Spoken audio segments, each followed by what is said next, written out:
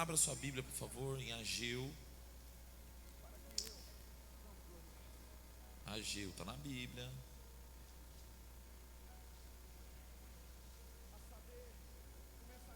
Glória a Deus.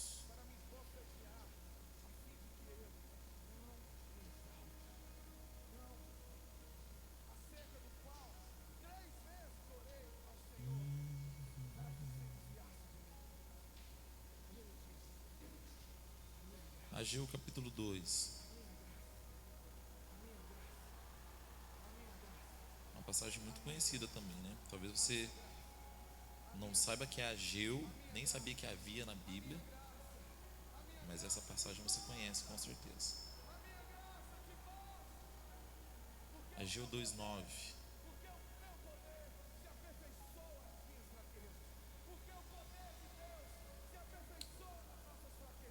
Que bênção, né? Assim, agora não quero tomar. Bem na hora que eu preciso. Ageu 2:9, todos acharam? Amém? Está lá no telão para nós. Portanto, o esplendor ou a glória deste novo templo, ou dessa segunda casa, será ainda maior do que a glória da primeira ou do antigo, declara o Senhor dos Exércitos. E nesse lugar firmarei o meu shalom, a minha paz, garante o Senhor. Amém? Pode se assentar, por favor.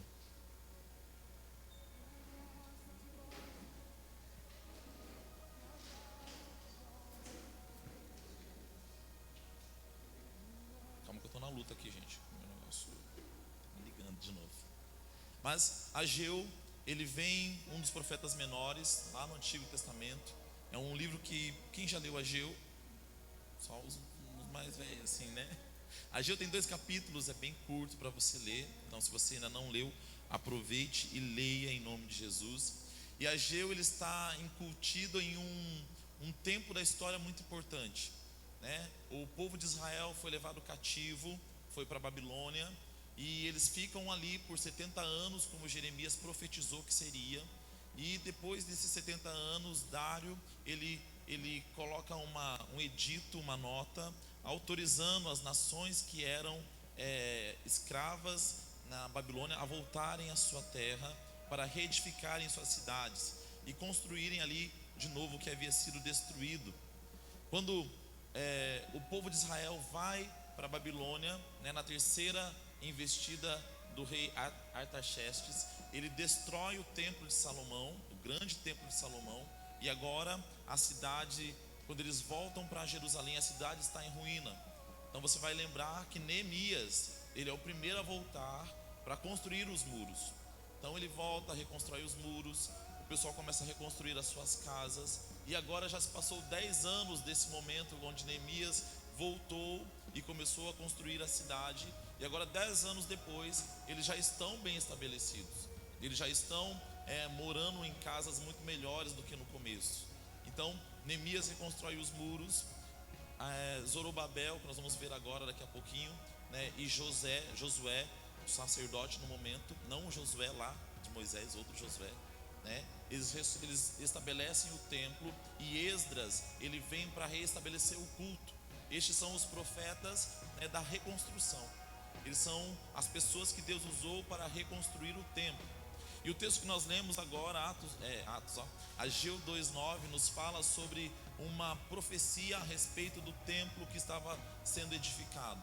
O templo que foi erguido nessa segunda fase, esse segundo templo, ele era muito menor do que o templo que Salomão construiu. Davi, você lembra, ele começa a governar sobre Israel, ele tem o seu palácio, e nasce no coração de Davi o desejo de construir uma casa para Deus. Porém Davi não pode, porque ele tem as mãos com muito sangue, diz o próprio Deus falou com Davi sobre isso. Então Davi, ele levanta todo o recurso, mas quem edifica o templo é Salomão. O templo de Salomão era suntuoso, grandioso, era a glória de Israel, né? Então tudo era gigante, tudo era magnânimo, tudo tinha muitas pedras preciosas, muito ouro, muita prata, muito tudo. Era uma joia, era o orgulho de Israel. E quando Israel ele é invadido, os seus poderosos são levados cativos. Lembra lá de Daniel? Daniel, ele faz parte desse povo que é levado para o exílio, mas ele é um dos nobres, então ele se destaca na Babilônia. Os outros são levados como escravos, servos, outros ainda fogem para outras nações, e esse templo suntuoso ele é destruído. Agora o povo retornou a Israel, já está bem estabelecido e começa agora a construir um novo templo, porém em escala muito menor. Era um templo que não tinha tanto ouro, era um templo que não tinha tanta grandeza, era um templo feito de pedras, talhadas à mão, e era algo rústico. E as pessoas acabam olhando para este templo com desdém. Aqueles que viram o templo de Salomão agora estão sem qualquer perspectiva, porque a comparação é inevitável. O templo de Salomão, que era grande, riquíssimo, imponente, agora se foi trocado, substituído por um templo feito de pedras comuns, sem nenhum grande holofote ou qualquer coisa que chame a atenção dos povos ou que dê orgulho ao povo de Israel. O ponto da nossa mensagem dessa noite é que Deus sempre está nos chamando para construir alguma coisa. Diga para quem está do seu lado: Deus está te chamando para construir algo. E provavelmente você já sabe o que isso seja. Não precisa falar mais. Você sabe o que Deus quer que você construa. Ou você sabe exatamente qual é a área da sua vida que precisa ser reconstruído, reedificado. Deus sempre está nos convidando a participar da sua obra.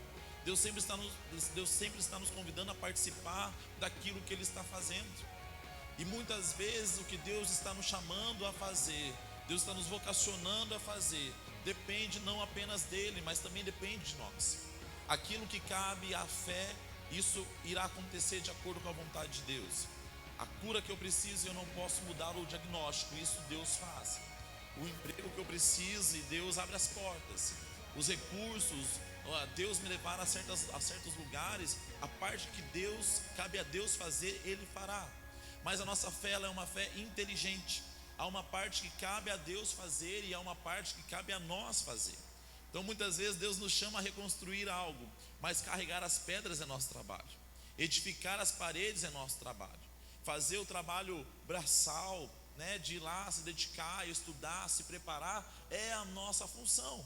Não espere que Deus faça aquilo que cabe a você. Não espere que Deus divida a responsabilidade daquilo que cabe apenas a você.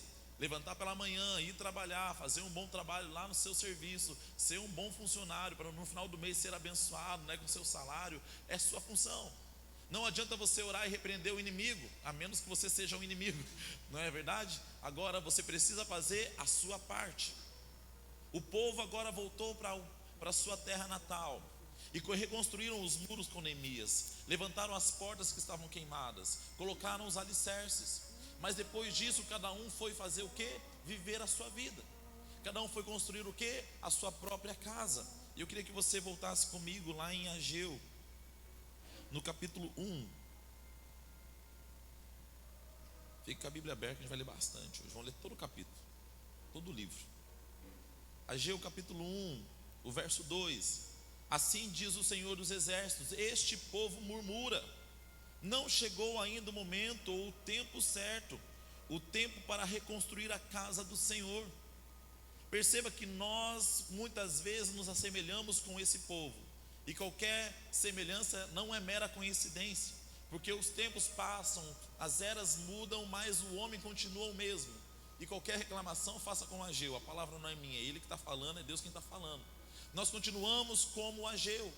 Olha, chegou o tempo de você construir uma célula, chegou o tempo de você assumir uma liderança, chegou o tempo de você construir um ministério sólido, chegou o tempo de deixar o leitinho espiritual e começar a se alimentar de um alimento sólido, chegou o tempo de não apenas você se alimentar de algo sólido, mas como também cuidar do mais novo, dar discipulado, dar um suporte àquele que está chegando. E nós damos a mesma resposta que o povo deu ao Senhor. O povo dizia: olha, não, ainda não é tempo. Crente não diz não, crente diz o quê? Não é tempo. Olha, pastor, não é que eu não queira, mas é que não é o tempo ainda de eu ser líder. Não é que eu não queira, mas é que eu ainda não estou preparado. Não é que eu não queira, mas veja bem, eu tenho tanta coisa para fazer, eu tenho que trabalhar, as crianças são pequenas. Meu filho, bem-vindo ao grupo, porque todo mundo aqui trabalha, glória a Deus. E Deus não nos chama desocupado. Deus nunca trabalhou com desocupado e vagabundo, gente. Todo homem e mulher que Deus escolheu estava fazendo algo, estava preparando algo, estava servindo alguém, e estes foram escolhidos. Tem ao outro extremo, aqueles que só querem fazer também o ministério, quer fazer do ministério profissão.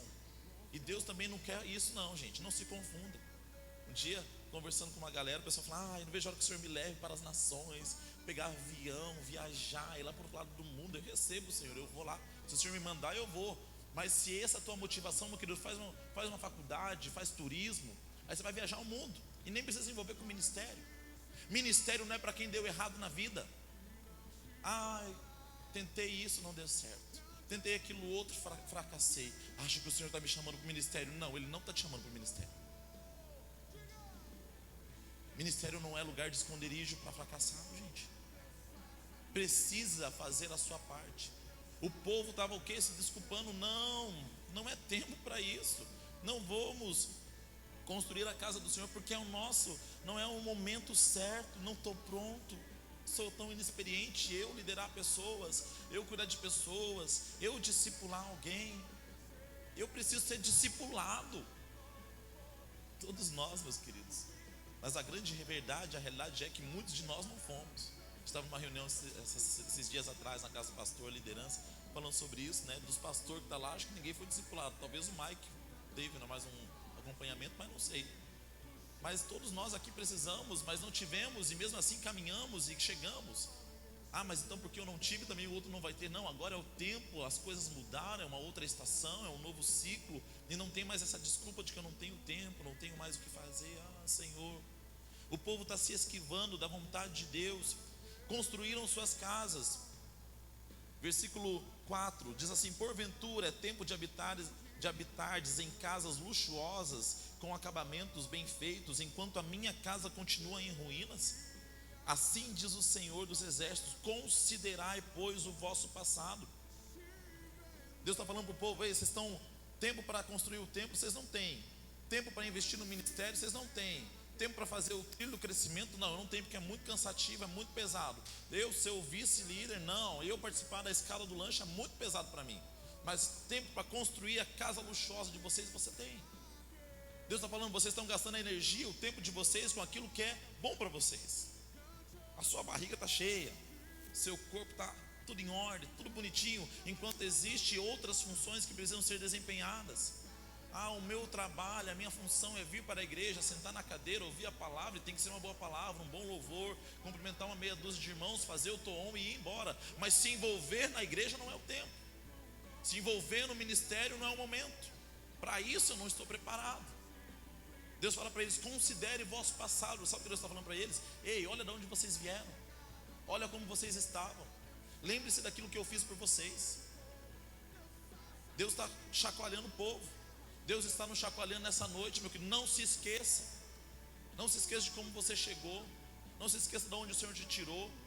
Não se esqueça de como você precisou ser cuidado, ainda precisa ser discipulado, ser acompanhado por alguém. E assim como você precisou ou precisa ainda hoje, existe 10 aí, 20, 30, 50 pessoas precisando da mesma forma. O povo está gastando o seu dinheiro naquilo que eles acham que é muito bom. Só que existe um problema, versículo 6: semeastes muito, mas colhestes pouco. Comeis, mas não vos satisfazeis. Bebeis, mas não conseguis matar a sede. Vestivos, mas ninguém se sente aquecido e confortável. E o que recebe salário, recebe para depositá-lo numa bolsa furada. Insatisfação. Todas as vezes que nós resistimos à vontade de Deus, nós estaremos insatisfeitos. O povo comia, bebia, se vestia bem, trabalhava, recebia salário, mas nada satisfazia. Existe, gente, dentro de nós, do ser humano, uma lacuna, um espaço onde só Deus preenche, onde só Jesus completa. Existe dentro de nós, gente, habilidades, dons, talentos que só serão completamente satisfeitos no serviço ao Senhor. Ou você acha que a galera que trabalha, que se envolve, que faz alguma coisa é porque não tinha mais nada para fazer? Tem mais nada, está desocupado. Não, meus irmãos, existe uma satisfação. Domingo a gente fez um tour. Saímos de manhã aqui, fomos para lá, ministramos lá até 12:30. Voltamos da Lapa, fomos ministrar na Praça da Bíblia às 2 horas da tarde. Saiu da Lapa, fui para casa, dormi 40 minutos, tomei banho, troquei de roupa e vim para o culto da noite. Louco da cabeça, mas há uma satisfação dentro da gente. Talvez você não entenda como é que pode servir tanto, como é que pode fazer tanto, só vive igreja, igreja, igreja, igreja, porque há uma satisfação que só quem está envolvido entende. Só quem prova e é viciante, você fica, nossa, eu quero participar disso. O povo não construía, não fazia o que Deus esperava e também não estava insatisfeito. E por causa dessa insatisfação, Deus ele diz para eles assim, versículo 7, assim declara o Senhor dos Exércitos: considerai o vosso passado, refleti sobre o que tens feito. Refleti sobre o que tens feito. Reflita aí o que você tem feito. O que você está fazendo? Mas Michel, eu já faço tudo. De segunda a segunda eu estou aqui, mas pode fazer mais. Sempre existe mais. Ah, Michel, eu não faço nada, então bora caminhar. Michel, eu preciso descansar. Todos nós precisamos, gente. Só que nessa terra o descanso é passageiro. Eu descanso hoje, amanhã de manhã eu já estou cansado de novo. Eu vou acordar, vou trabalhar e depois eu vou estar cansado de novo.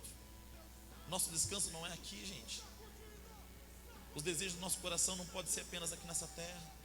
O Senhor quer sim nos dar uma boa casa, um bom carro. Deus quer nos dar dinheiro, aleluia, eu recebo, Senhor.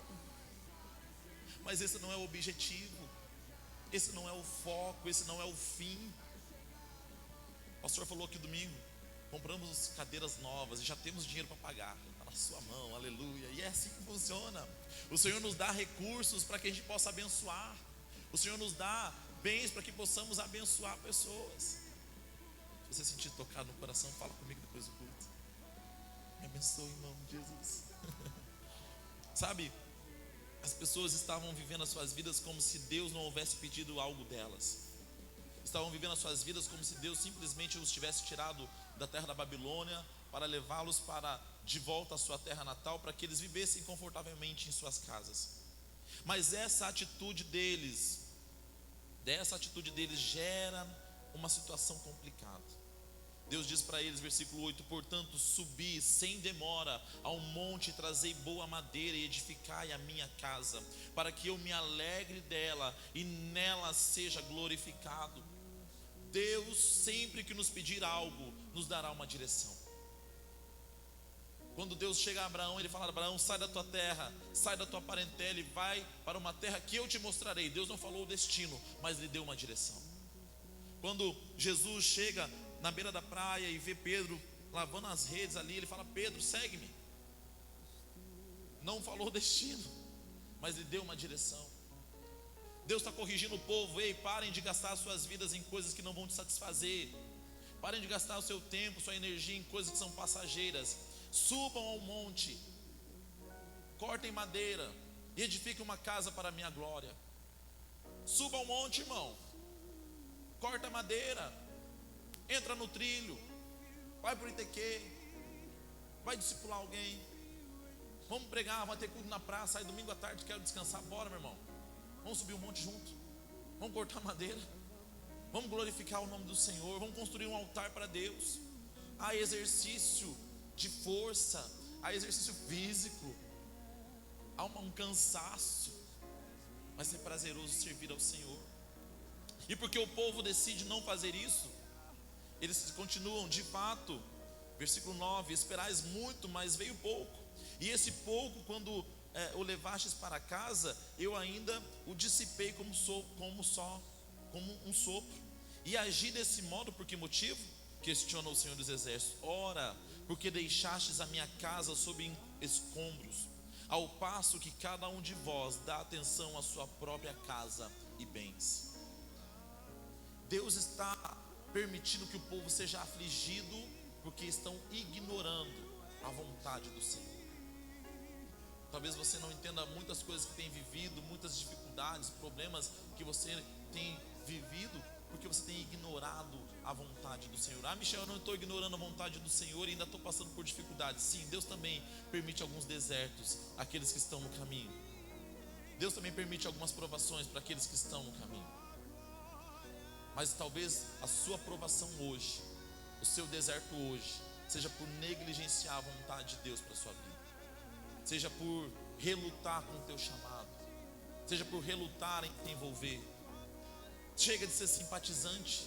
Simpatizante, ele vem no culto, ele gosta da música, ele gosta da palavra, ele gosta dos irmãos, ele se emociona, ele chora, bate palma, mas acabou o culto, acabou, eu vou embora. É hora de sair desse momento, desse lugar de simpatizante e ser realmente um participante do que Deus está fazendo. É hora de você se envolver, se engajar, gastar a sua vida, gastar os seus dias servindo a Deus. Deus não chamou apenas alguns para isso não, gente. Deus tem os seus escolhidos, os pastores são os escolhidos, os missionários que vão para outros países são os escolhidos. Não, Deus tem isso para todos nós. Estou dizendo que você vai para fora do país, se Deus tiver chamado, amém. Mas estou dizendo que aqui mesmo, no nosso bairro, na nossa cidade, na nossa realidade, nós podemos e devemos gastar a nossa vida para a glória do Senhor.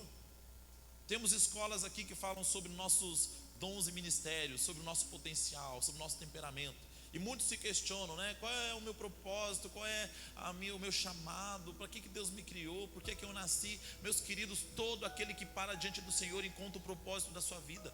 Paulo disse: porque dele, por ele e para ele são todas as coisas. Qualquer coisa que façamos que glorifica o nome do Senhor, então encontramos o nosso propósito.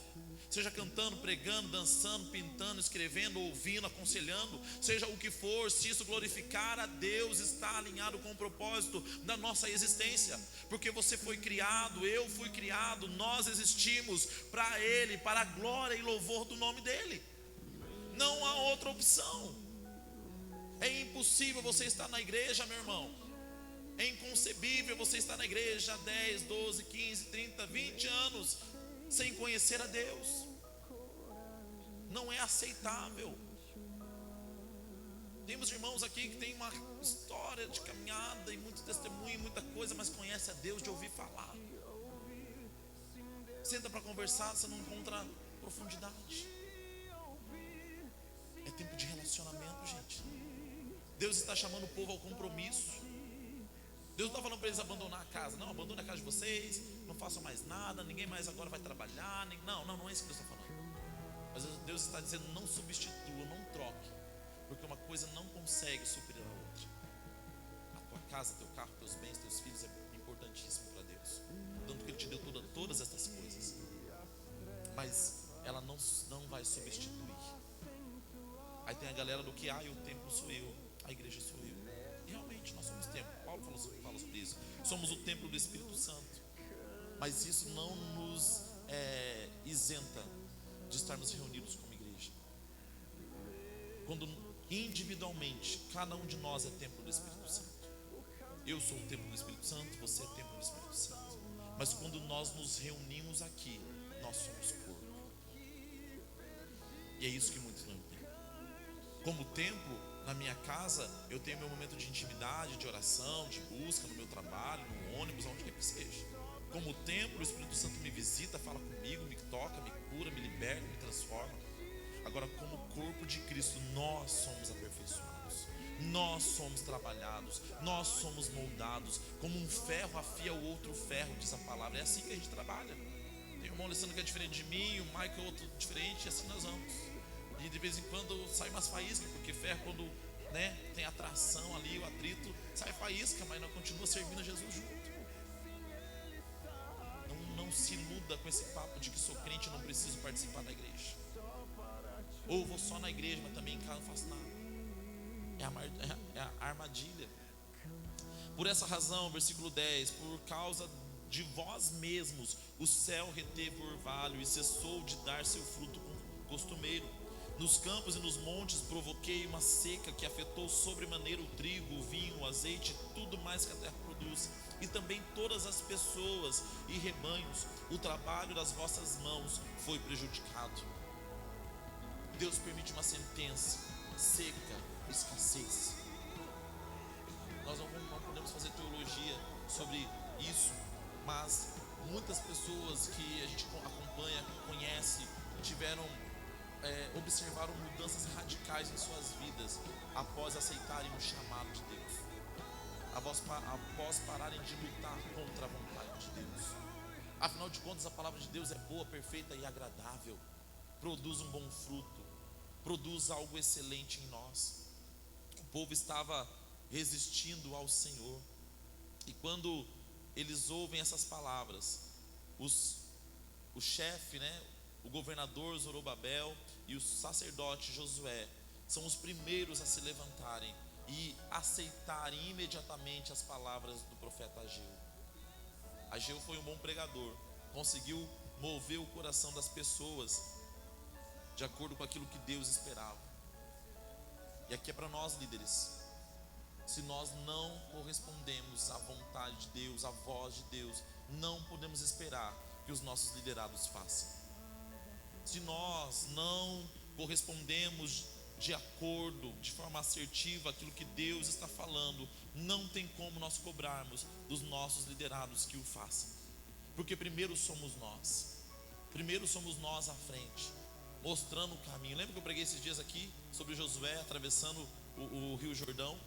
Vai os sacerdotes, vai o Josué, e então o povo passa pelas águas. Nós somos os primeiros a ouvir a voz e responder ao Senhor.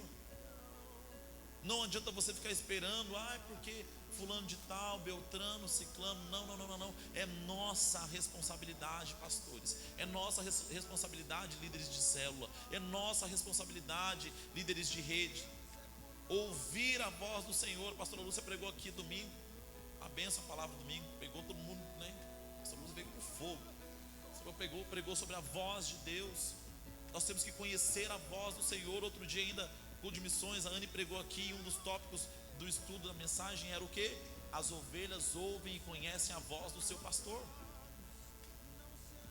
Se não ouvimos, se não conhecemos, o que vamos seguir? Qualquer coisa parece a vontade de Deus. Qualquer coisa serve. Quando eles ouvem isso, eles se levantam e vão imediatamente servir ao Senhor. Capítulo 2 diz assim, versículo 4: o povo se levantou, foi cortar a madeira, foi construir o templo. Versículo 4 do capítulo 2: todavia, diz o Senhor, coragem, Zorobabel, o grande sacerdote Josué, filho de Josadaque, esforçai-vos, todo o povo da terra, exorta o Senhor, e trabalhai com dedicação, portanto, eis que eu estou convosco, assegura o Senhor dos exércitos. Deus sempre nos pede para construir algo, mas Ele também sempre nos garante que estará conosco. Não é fácil, não vamos tapar o sol com a peneira. Tem dia que eu venho por cumprir escala, tem dia que eu estou cansado, tem dia que eu não queria estar aqui. É aquela música da Gabriela, né? Eu só queria estar em qualquer outro lugar, mas tua glória me atraiu. É exatamente isso. Não é fácil. Tem que lidar com gente, e gente é difícil. Eu não sou fácil, e dirá os outros. Quem me suporta, aplauso para você, porque eu não sou fácil. Aleluia. Você pode aplaudir a vida da Michelle. Não é fácil, mas cada um recebe a luta que pode suportar, diz a palavra. Que ela também não é fácil. Não se iluda com aquelas mechas. Não se iluda. Ela é uma leoa. O povo não é fácil, é difícil. Liderar gente, organizar gente fica bicuda e fica magoada, e tem orgulho, e tem a vaidade, e tem as birras, e tem tanta coisa. E tem os ensaios, e tem as reuniões. E eu queria ficar em casa hoje, o pastor marcou reunião. E aí eu tinha ensaio marcado, e o pastor marcou reunião, e eu tenho que desmarcar minha agenda por causa da agenda dele. Meu Deus do céu, que hominho de Deus, meu Pai, guarda castigos, né? Tem isso. Mas Deus diz, eu estou convosco, esforça-te. Deus mandou construir. Vai ter luta, vai ter batalha, vai ter problemas, vai ter situações adversas, mas Deus diz ao povo, a Josadaque, a Zorobabel e a Josué: trabalhai com dedicação, porque eis que eu estou convosco. Ô líder de rede, líder de departamento, Deus é contigo, meu irmão. Ele não ia te colocar num barco furado, e se colocar, você anda sobre as águas. Aleluia. Se esforça, bate ao pó. Mas estão me caluniando, estão falando de mim. Chacoalha a capa, meu irmão. Bora, deixa falar, deixa que diga, que pense, que fale. Deixa isso para lá, vem para cá, o que tem? Irmãos, vocês estão sabendo demais. Vigia, varão. Senhor, muda a nossa mentalidade, assim. Tem uns que fez até dancinha, cara. Esforça-te, dedique-se. Versículo 5: pois a aliança que eu estabeleci convosco, quando deixastes o Egito, o meu Espírito está presente entre todos vós. Deus está conosco nesta construção, e o seu Espírito está com todos nós. Nós não vamos na nossa força, não é na nossa habilidade, não é na nossa capacitação, não é no meu network, é no Espírito de Deus que nós fazemos. Ou você acha que o pregador está inspirado todo culto? O ministro de louvor está chapando todo culto? Não, tem dia que a gente só abre a boca, só dá nota no instrumento, e Deus vai na frente e abrindo o caminho, e as coisas acontecem. Quantas vezes eu prego para mim, quantas vezes eu canto para mim? Gente, é no Espírito de Deus, e Ele será fiel, Ele nos capacitará. Ele continua falando, capítulo 2: pois assim como o prometeu o Senhor dos Exércitos, muito em breve farei tremer os céus e a terra, o mar e toda a terra seca. Deus está dizendo para o povo: ei, esforce-te, dedique-se, eu estou convosco, o meu Espírito está com vocês, e eu farei sinais, e vocês verão sinais. Haverá sinais, líder. Quando você pensar em desistir, haverá sinais. Quando as coisas estiverem difíceis, haverá sinais. Quando as coisas estiverem complicadas, vai ter um culto igual de domingo. Endireite-se, fique de pé, olha para cima, não para não desiste não.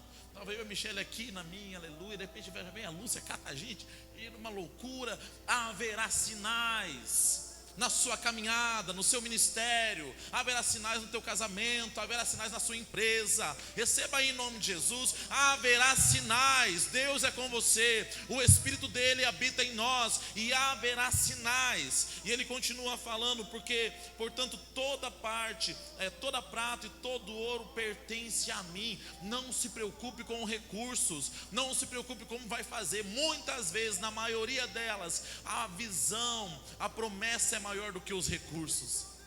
Quando o pastor lançou aqui o nosso projeto desse tempo, misericórdia, Jesus, não vai dar certo, não vai, está tudo louco.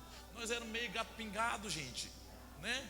Nós vendíamos almoço para pagar janta, não tinha como, onde fazer, mas sempre a visão é maior do que o recurso.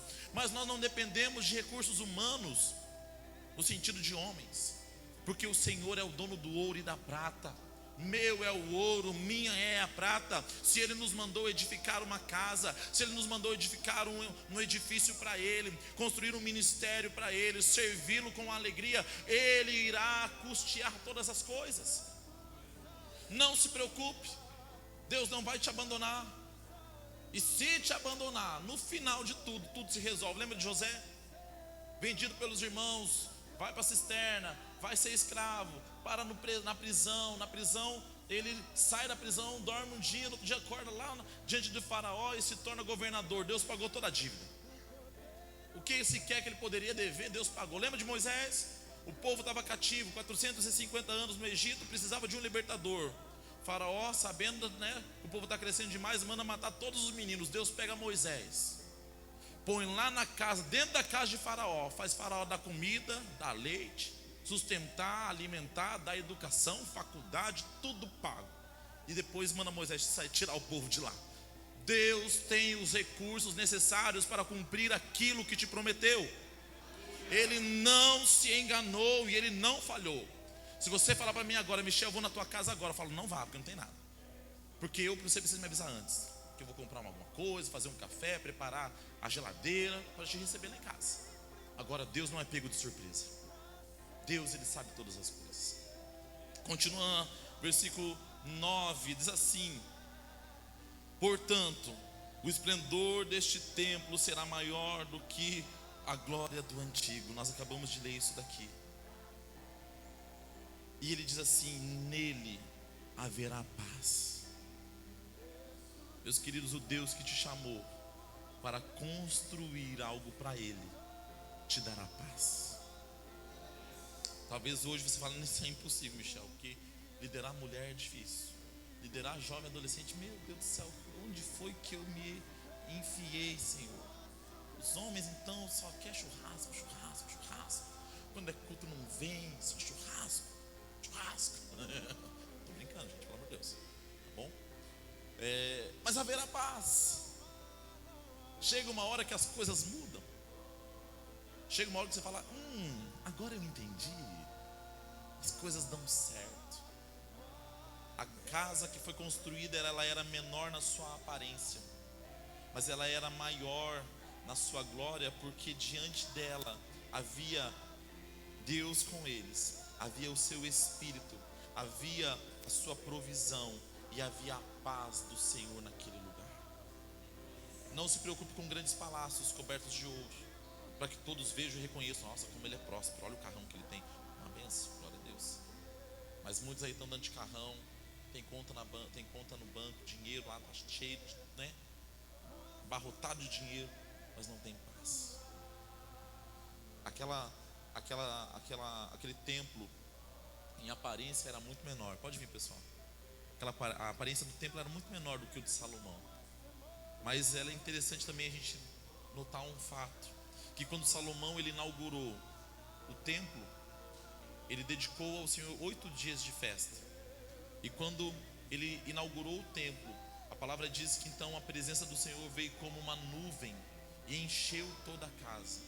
E o sumo sacerdote, os sacerdotes não puderam nem entrar naquele lugar. E alguns até caíram, né, com o rosto em terra diante da glória do Senhor. A Shekinah do Senhor que veio naquele lugar. No templo inaugurado por Josué, Zorobabel, não houve a Shekinah, como naquele fato de Salomão. Porém, anos depois, o templo ele é edificado no ano 950 antes de Cristo, mais ou menos, aproximadamente. 950 anos depois deste templo de pedras tão simples, o próprio Filho de Deus, o Deus que se fez homem, estava naquele templo. A glória foi muito maior, porque no primeiro só teve uma nuvem, mas no segundo havia Jesus. Talvez a tua glória, se sinta tão pequeno, né? Diante de algumas pessoas, pregar como fulano, cantar como fulano, né? Tem os gigantes aí, né? A gente admira algumas pessoas, fala, eu pregar com esse povo, eu cantar com esse povo. Não se preocupe. Se você tem Jesus, a glória da segunda casa é maior do que a primeira. Não para o teu soberbo, hein? Não para o teu soberbo, mas para que o nome dele seja exaltado em nome de Jesus. Diga para quem está do seu lado, construa algo para Deus.